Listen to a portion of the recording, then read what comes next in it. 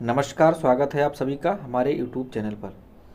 हम लोग teaching aptitude, शिक्षण अभियोग्यता या शिक्षण अक्षमता के प्रश्नों का अभ्यास कर रहे हैं, प्रैक्टिस कर रहे हैं। आज इस वीडियो में हम प्रीवियस ईयर में जो CUET बीएड के एंट्रेंस एग्जाम्स में हुए हैं उनके प्रश्नों का अध्ययन करने वाले हैं, उनको डिस्कस करने वाले हैं। ये वीडियो 2022 में हुए क्वेश्चन पेपर जो कि BHU BEd humanities and social science के प्रश्न आए थे उनका हम इस बार डिस्कशन कर रहे हैं इसमें। तो अगर आप चैनल पर पहली बार जुड़ रहे हैं हमारे चैनल से तो आप लोग चैनल को सब्सक्राइब कर लीजिए और अपने फ्रेंड्स में, अपने फ्रेंड सर्कल में आप इसको शेयर भी कीजिए जिससे सभी को लाभ पहुंच सके। हम बात करेंगे इसमें टीचिंग एप्टीट्यूड के प्रीवियस ईयर के क्वेश्चंस की। इसके पहले की हम बात करें प्रीवियस ईयर क्वेश्चंस की, हमने पिछली क्लास में एक क्वेश्चन दिया था जिसमें आपको बताना था कि सही आंसर क्या होगा। ये क्वेश्चन का डिस्कशन करने के बाद में हम चलेंगे आपके उन प्रश्नों पर। तो पहला प्रश्न यहाँ पर ये देख लेते हैं जो हमने दिया था।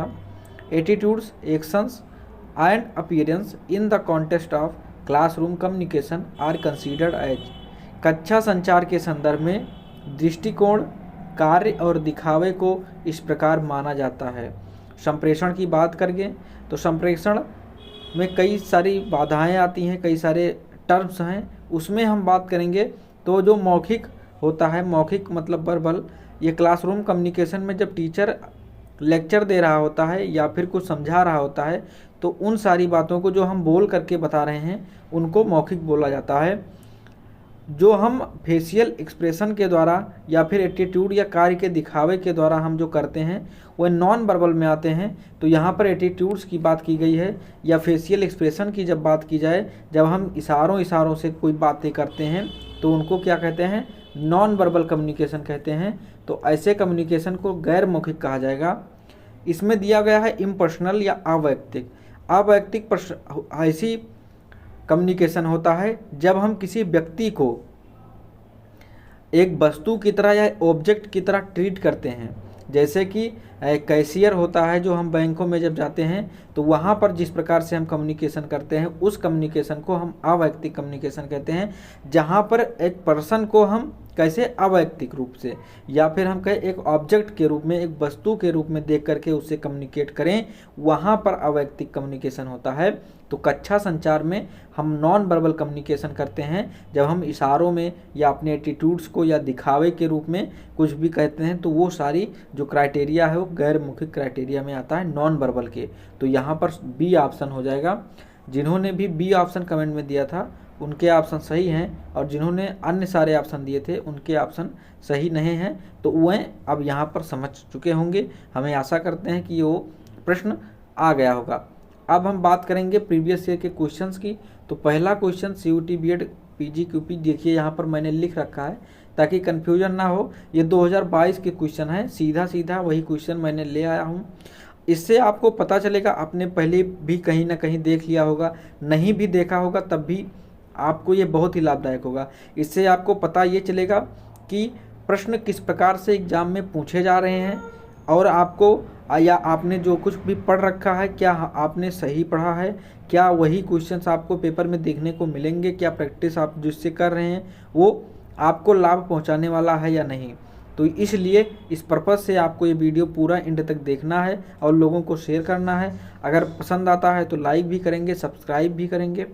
प्रश्न क्या कह रहा है, which of the following statement is are not correct. इसमें नहीं, देखिए नॉट करेक्ट का मैंने हाईलाइट कर दिया है क्योंकि ये बहुत मिस्टेक करते हैं हम लोग। नॉट करेक्ट को हम नहीं पढ़ते हैं और हम गलत आंसर टिक करके एग्जाम्स में चले आते हैं। तो बात करेंगे यहाँ पर सभी बच्चे नैसर्गिक रूप से सीखने हेतु होते हैं और अधिगम के योग्य होते हैं। यहाँ पर पहला ऑप्शन दिया है। इसका जो निम्नलिखित में से कौन से कथन सही नहीं है, ये लिखा होना चाहिए था हिंदी में भी पर नहीं टाइप हुआ है। तो पहला देखिए ऑप्शन में कह रहा है all children are naturally motivated to learn and are capable of learning. मतलब क्या हुआ, सभी बच्चे नेचुरली नैसर्गिक रूप से सीखने हेतु अभिप्रेरित होते हैं, मोटिवेटेड अभिप्रेरित होते हैं और अधिगम के योग्य होते हैं, केपेबल ऑफ लर्निंग मतलब वो अधिगम सीखने के योग्य होते हैं। बी कह रहा है children learn a variety of ways, मतलब कि बच्चे विभिन्न तरीकों से सीखते हैं। सी कह रहा है children also learn through experience and experiment, अनुभव और प्रयोग के द्वारा सीखते हैं। डी कह रहा है learning happens at formal institution only. तो चूज करना है आपको कौन सा most appropriate answer from the options. तो इनमें से कौन सा सही विकल्प हो जाएगा। लर्निंग केवल औपचारिक संस्थानों में होती है, डी ऑप्शन कह रहा है। तो कौन सा ऑप्शन सही हो जाएगा। इसमें पहली ऑप्शन बच्चे सभी नैसर्गिक रूप से सीखने हेतु होते हैं, उनमें अभिप्रेरणा होती है कि वो नैसर्गिक रूप से सीख सकें। किस प्रकार से, जब से हम जन्म लेते हैं जन्म के तुरंत बाद से हमारा सीखना लर्निंग स्टार्ट हो जाता है, और जब तक हम मृत्यु नहीं हो जाती, हम लोग डेड नहीं हो जाते, तब तक हम सीखते रहते हैं। कुछ ना कुछ अपने ज़िंदगी में अपनी लाइफ में हम सीखते रहते हैं, यानी कि अधिगम होता रहता है। तो हम नैसर्गिक प्राकृतिक रूप से मोटिवेटेड हैं सीखने के लिए, तभी तो हम सीख रहे हैं। अब जैसे मनुष्य क्या है, नेचुरली उसके अंदर ये पाए जाते हैं, गुण पाए जाते हैं कि हम कुछ ना कुछ सीखेंगे। और दूसरी इसी में जोड़ा हुआ है, कह रहा है कैपेबल ऑफ लर्निंग, मतलब कि हमारे अंदर कुछ ऐसी चीज़ें हैं जिसके द्वारा हम सीख सकते हैं, हमारे अंदर वह ऐसी शक्ति है, अन्य सभी जंतुओं में ऐसी शक्ति नहीं होती है। तो बिल्कुल सही बात है, ए ऑप्शन इसका सही आंसर हो जाएगा। बी ऑप्शन कह रहा है children learn a variety of ways, बच्चे विभिन्न तरीकों से सीखते हैं, बिल्कुल सही बात है। इसीलिए कहा भी गया है कि बच्चों को जब हम क्लासरूम में कम्युनिकेट करें या फिर इंस्ट्रक्शन दें, जब हम पढ़ाएं तो विभिन्न तरीकों से सिखाएं, चाहे लेक्चर मेथड का प्रयोग करें, चाहे दृष्टांत विधि का प्रयोग करें, कुछ प्रदर्शित करके सिखाएं, कुछ दिखा कर सिखाएं, ताकि वो सीख सकें, बहुत सारी विधियों का प्रयोग करके सिखाएं। तो बी भी करेक्ट ऑप्शन है। सी क्या कह रहा है children also learn through experience and experiment, तो अधिगम क्या है, अनुभव के द्वारा और प्रयोग के द्वारा सीखा जाता है। तो सी ऑप्शन भी राइट है, ए भी सही, बी भी सही और सी भी सही। डी कह रहा है लर्निंग ओनली है, जो ओनली शब्द है, केवल शब्द है, ये बिल्कुल गलत हो जाता है वहाँ पर। तो जहाँ भी आप देखिएगा वहाँ से इनको बच निकलिएगा। अधिगम केवल औपचारिक संस्थानों में ही नहीं होता, अधिगम निरौपचारिक संस्थाओं में, मतलब कि फॉर्मल इनफॉर्मल दोनों में होता है। और ये लाइफ लॉन्ग चलने वाली प्रक्रिया है, जो कि हम जीवन में जब से जन्म लिए हैं और जब तक मृत्यु नहीं हो जाती तब तक सीखेंगे। तो डी ऑप्शन इसका गलत हो जाएगा। तो सही आंसर क्या हो जाएगा, ये बी और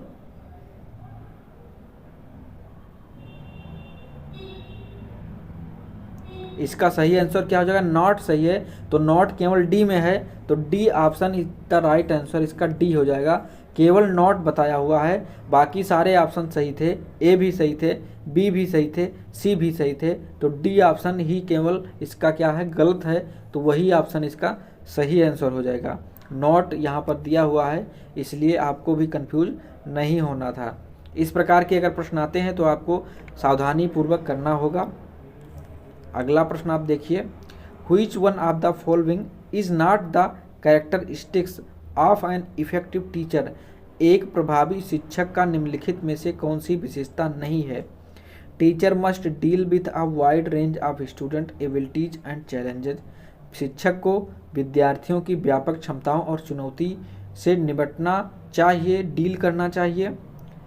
दूसरा ऑप्शन कह रहा है teacher must adopt instruction and assessment to students need, शिक्षक को शिक्षण और विद्यार्थियों की आवश्यकताओं नीड्स के मूल्यांकन को अनुकूलित करना चाहिए।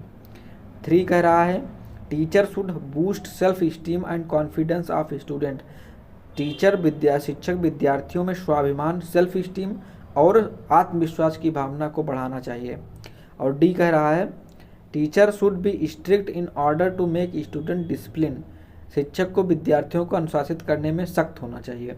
तो बिल्कुल डी ऑप्शन इसका क्या हो जाएगा, राइट आंसर हो जाएगा, क्योंकि यहाँ पर निगेटिव बताया गया है, नॉट दिया गया था, नहीं दिया गया था, इसलिए यही इसमें गलत ऑप्शन था, इसलिए ये सही हो गया।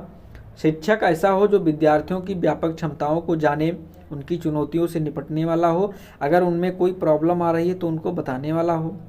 तो टीचर की ये पहली कैरेक्टरिस्टिक्स हो जाती है, जिसमें वह विद्यार्थियों को समझ सके, विद्यार्थियों को समझने की क्षमता उसमें अंदर होनी चाहिए, दूसरी, शिक्षण विधियों का ज्ञान होना चाहिए, नई नई शिक्षण विधियों को उसको क्या करना है, एडॉप्ट करना है, मूल्यांकन करे।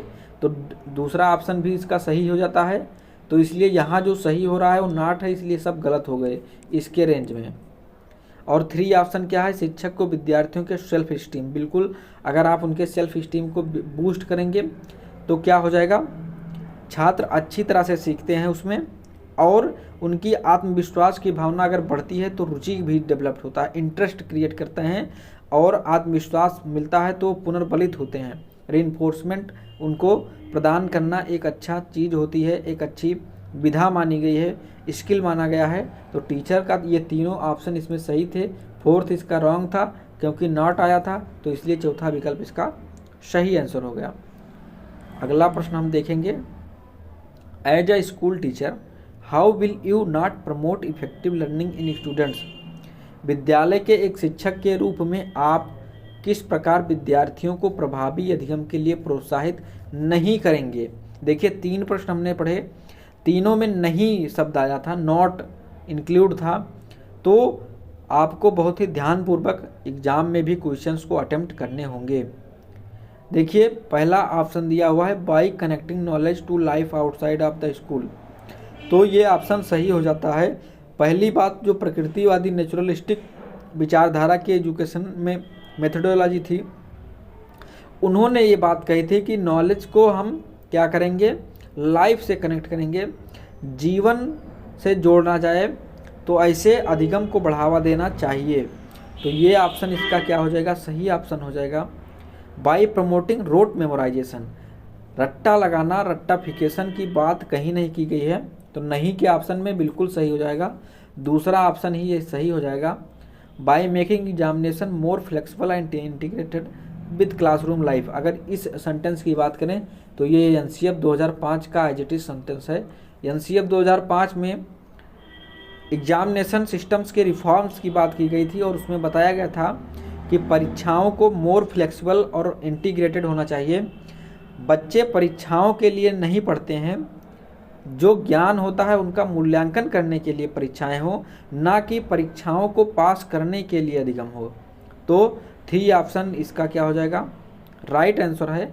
Bye entering to psychological need of the students, मनोवैज्ञानिक, जब उनको कोई डिप्रेशन वगैरह की समस्या आती है तो आप एज अ टीचर उनको क्या कर पाएँ, गाइड कर पाएँ विद्यार्थियों की मनोवैज्ञानिकता के प्रबंध द्वारा।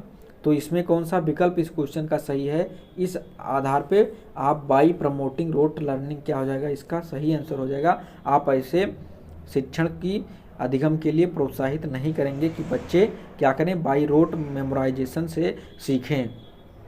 तो 2 ऑप्शन इसका सही था। अब हम ऑप्शन अगला प्रश्न देखते हैं, as a teacher how would you not redress inequalities of gender among the students. एक शिक्षक के रूप में आप छात्रों में लैंगिक असमानताओं का निवारण कैसे नहीं करेंगे, नॉट रिड्रेस नहीं करेंगे। वुड यू मेक स्टूडेंट्स री एग्जामिन एग्जिस्टिंग रियलिटीज, आप छात्रों को मौजूदा वास्तविकताओं की फिर से जांच करवाएंगे। You should facilitate the forming of new values of the society that treat women and men equally, आप महिलाओं और पुरुषों के साथ समान व्यवहार करने वाले समाज के नए मूल्यों को बनाने में मदद करेंगे। You will help students to understand that men and women have unique capabilities and capacities, आप छात्राओं को यह समझने में मदद करेंगे कि पुरुषों और महिलाओं में अद्वितीय क्षमताएं होती हैं। कैपेबिलिटीज एंड कैपेसिटीज, अभियोग्यताएं और क्षमताएं होती हैं। You will tell student that men should do tough task while women should be engaged in any work, तो ये ऑप्शन क्या हो गया, गलत हो गया, मतलब यही सही हो गया। आप छात्रों को बताएंगे कि पुरुषों को कठिन काम करने चाहिए जबकि महिलाओं को छोटे कामों में लगना चाहिए। तो ये क्या हो गया, एक शिक्षक के रूप में नहीं करना है आपको, ये लैंगिक असमानता को बढ़ावा देने वाला है और आप लैंगिक असमानता को कम करेंगे।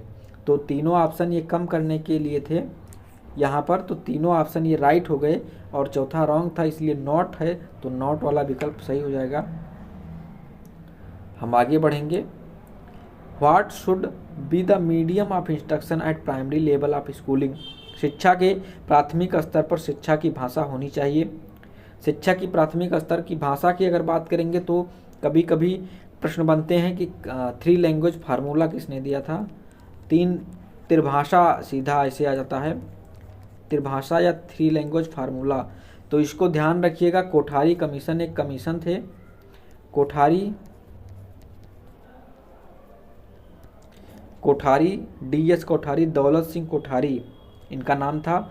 ये कमीशन आया कब था तो 1964 से 66 के बीच में आया था, इसको ध्यान में रखिएगा। और इसमें त्रिभाषा सूत्र की बात की गई थी, जिसमें बताया गया था कि भाषा का जो माध्यम होना चाहिए शिक्षण में वो 3 भाषाएं होनी चाहिए। एक तो मातृभाषा हो जाएगी, दूसरी प्रदेश की भाषा और तीसरी अंग्रेजी। जहाँ पर मातृभाषा प्रदेश की भाषा दोनों सेम है वहाँ पर हम एक स्टैंडर्ड लैंग्वेज ले लेंगे और त्रिभाषा सूत्र कार्यक्रम लाएंगे। बट ये पूरी तरह से फ्लॉप रहा, इसकी बहुत सारी आलोचना की गई 3 लैंग्वेज फार्मूला की। बट एग्जाम्स में बहुत ही पूछा जाता है कि कोठारी आयोग से संबंधित कौन सा संशोधन है या कौन सी फीचर्स हैं, तो वहाँ पर त्रिभाषा सूत्र बहुत ही इम्पॉर्टेंट हो जाता है, पहली बात। और दूसरी, कोठारी आयोग कमीशन में व्यवसायीकरण की बात की गई थी, वोकेशनलाइजेशन इन एजुकेशन की बात की गई थी, तो उसको आपको ध्यान में रख लेना है। तो 2 चीज़ें मैंने यहाँ पर बता दी। इस स्तर पर इस क्वेश्चन से हम सीखेंगे क्या कि शिक्षा का प्राथमिक स्तर क्या होना चाहिए, मातृभाषा होनी चाहिए, मदर टंग होनी चाहिए। ये हर एक आयोग में कहा गया है, कोठारी आयोग में भी कहा गया, 1986 में भी कहा गया और NDP 2020 में भी बात की गई है कि जो मीडियम ऑफ इंस्ट्रक्शन होगा वो किसका होगा, medium of instruction mother tongue होगी। तो इसमें फ़ायदा क्या होता है कि बच्चे सीखने में झिझक नहीं करते हैं, वो अच्छे से सीख पाते हैं। You have a student in your class who is negatively affected by poverty of his family, he usually seems discouraged and demotivated in the class, what would you do as a teacher in the situation. आप उस परिस्थिति में क्या करेंगे जब आपकी कक्षा में एक विद्यार्थी है जो अपने परिवार की गरीबी से नकारात्मक रूप से प्रभावित है और वह आमतौर पर कक्षा में डीमोटिवेटेड, हतोत्साहित और निराश दिखता है। इस स्थिति में आप एक शिक्षक के रूप में क्या करेंगे, आपको बताना है क्या होगा सही विकल्प। You will behave empathetically with student, आप विद्यार्थी के साथ सहानुभूतिपूर्वक व्यवहार करेंगे। बी कह रहा है you will make him believe that he can succeed with good efforts, आप विश्वास दिलाएंगे कि वह अच्छे प्रयासों से सफल हो सकता है। तो ये भी दोनों सही हो जाएगा। अभी मैं बताता हूँ क्यों। सी कह रहा है you will be provide constructive criticism if he does not perform well, अगर वह अच्छा नहीं करता है, अच्छा प्रदर्शन नहीं करता है तो आप उसको कंस्ट्रक्टिव क्रिटिसिज्म मतलब क्या होता है, रचनात्मक आलोचना करेंगे। डी कह रहा है you will feel sorry sad, दुख प्रकट करेंगे for students and start expecting less, और उसको कम आंकना, उसके लिए खेद महसूस करेंगे और उससे कम उम्मीद करना शुरू कर देंगे। तो कौन सा ऑप्शन गलत हो जाएगा, तो डी ऑप्शन इसमें नहीं सही होगा, बाकी सारे ऑप्शन सही हैं। क्योंकि आप वो गरीब है थोड़ा सा सहानुभूतिपूर्वक व्यवहार करेंगे। बी कह रहा है आप उसे विश्वास दिलाएंगे कि वह अच्छे प्रयासों से सफल हो सकता है। तो बी जो होगा ये विश्वास आप दिलाएंगे कि वह अच्छे प्रयासों से सफल हो सकता है, बिल्कुल उसमें आप अगर उसको विश्वास दिलाएंगे, उसको मोटिवेट करेंगे तो वो अच्छी तरीके से पढ़ना शुरू कर देगा। तो बी ऑप्शन इसका सही हो जाता है। सी भी सही हो जाता है। जो आलोचना शब्द है उसको ध्यान में रखिएगा, कभी आलोचना शब्द निगेटिव नहीं होता है। अगर आलोचना की बात करें तो इसमें 2 चीज़ें इंक्लूड होती हैं। पहली तो आप उसको पॉजिटिव एट्रीब्यूट्स उसके बताएंगे जिसकी आलोचना कर रहे हैं, उसके बाद में उसकी निगेटिव एट्रीब्यूट्स बताएंगे और अंत में उसको कंक्लूजन देंगे, तो आलोचना होती है। मतलब कि आलोचना कभी केवल निगेटिव एट्रीब्यूट्स को ही बताना नहीं होता है। तो सी ऑप्शन भी इसका सही हो जाता है। तो ये भी सी इसका सही आंसर हो जाएगा और यही एनटीए ने भी माना था।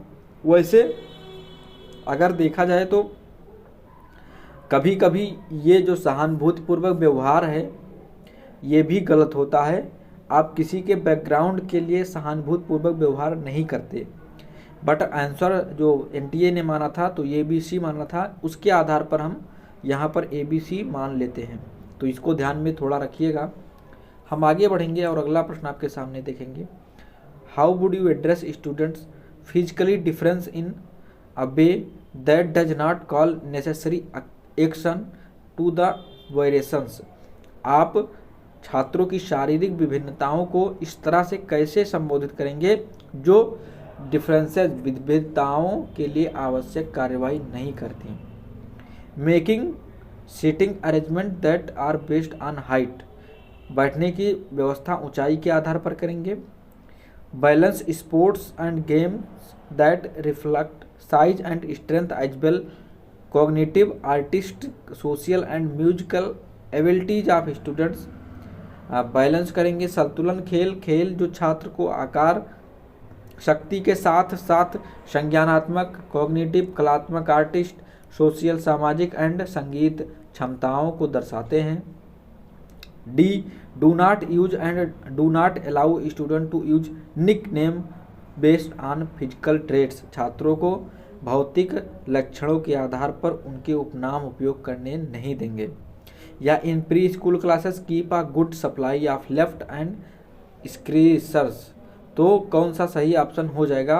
आप का बताना क्या है कि आप छात्रों की शारीरिक भिन्नताओं को, जो छात्र शारीरिक रूप से विभिन्न हैं या फिर दिव्यांग हैं, उनको नॉट कॉल नेसेसरी एक्शन, आप क्या हो जाएगा?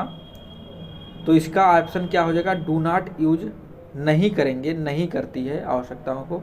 तो 3 ऑप्शन क्या कह रहा है? Do not use and do not allow students to use nickname based on physical traits. आप उनके फिजिकल ट्रेट्स पर जो उनको हर्ट करें, उनके ऐसे निक नेम्स नहीं बनाने देंगे, उनके लक्षणों के आधार पर उपनाम का उपयोग ना करने देने की बात कह रहा है। तो यही ऑप्शन सही हो जाएगा, अन्य सारे ऑप्शन इसमें नहीं सही होंगे।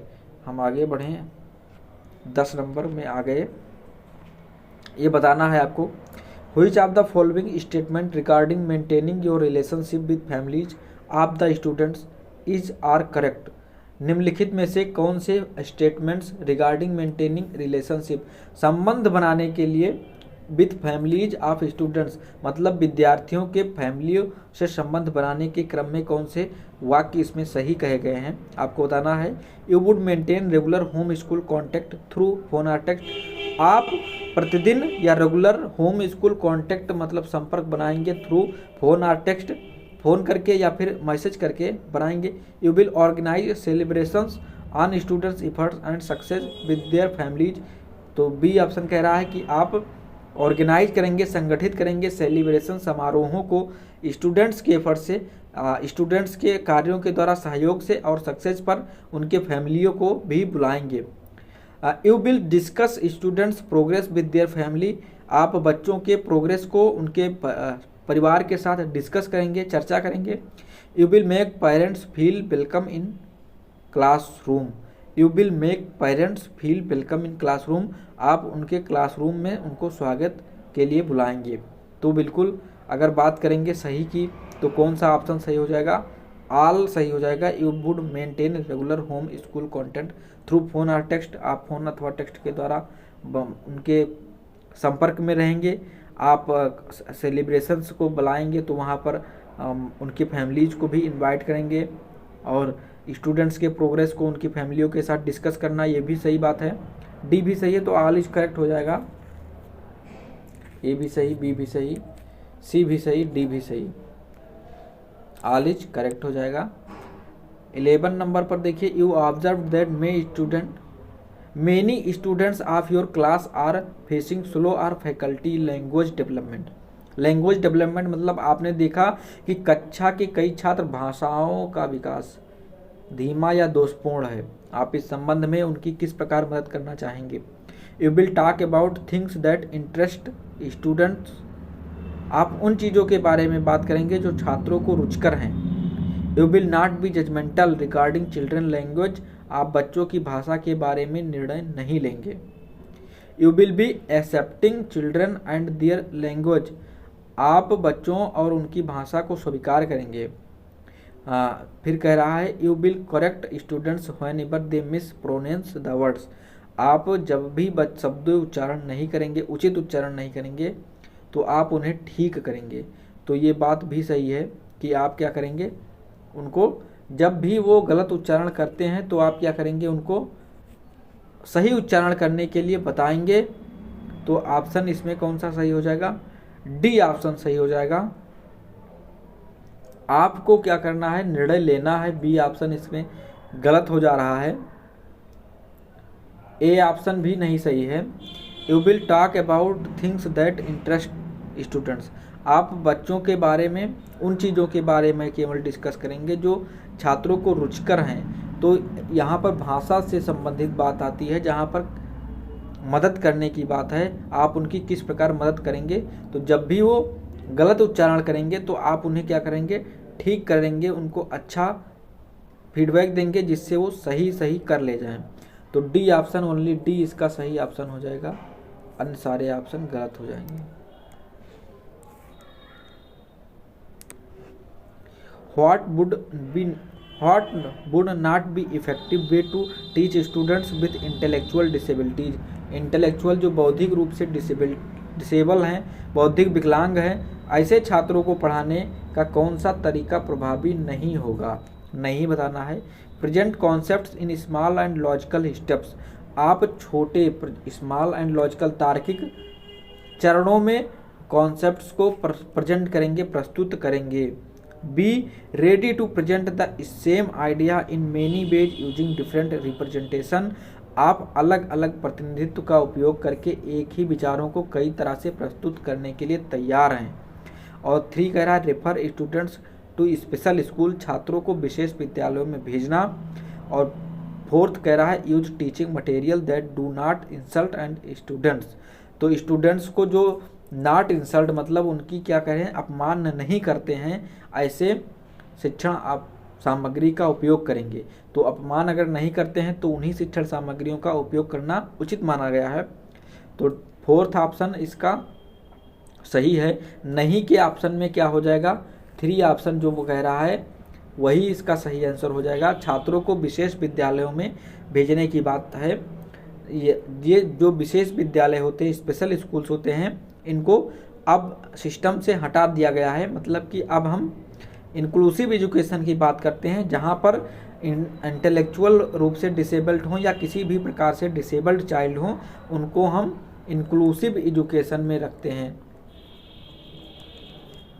इंक्लूसिव एजुकेशन में रखते हैं, ना कि स्पेशल एजुकेशन में रखते हैं। तो 3 ऑप्शन इसका गलत हो जाएगा। छोटे और तार्किक चरणों में प्रस्तुत अवधारणाएं प्रस्तुत करना बिल्कुल सही बात है।